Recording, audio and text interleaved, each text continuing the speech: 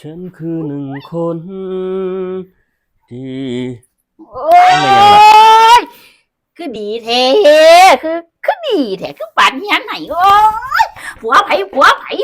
นี่เนาะ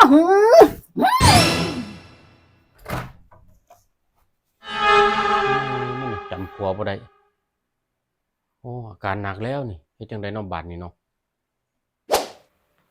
เอิ้นมีเรื่องแล้วอย่างพ่อพ่อว่าแม่อาการหนักแล้วดิ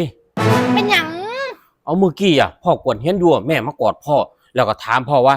ผัวผู้ใดนี่แม่จำพ่อบ่ได้ดิเอิ้นต้องเอาแม่ไปหาหมอแล้วนี่ด่วนเลยล่ะนี่อาการหนักแล้วจำไผบ่ได้เลยขนาดพ่อยังจำบ่ได้อ่ะหนูว่านะพ่อไปน้ำแม่บ่ไปหยังไปปัวในโรงพยาบาลน้ำกันนี่เลยเดี๋ยวหนูพาไปหนูสิดูแลยังดีเลย2 คนเลย พ่อจำดีอยู่ดีแต่แม่จำพ่อบ่ได้หนูรู้สาเหตุแล้วไปน้ำกันนี่แหละเนาะกูก็เป็นที่คันน่ะไปน้ำกันนี่แหละบ่ไปดอกพ่อบ่เป็นอุ้ยครับพ่อแม่อีกคักกว่าเลยไปหนูพาไปมื้อนี้เลยเฮ้ยบ่ไปดอกพ่อบ่ได้เป็นหยังไม่ได้เป็นยังไงหนูรู้อาการหนูฟังหนูก็รู้แล้วไป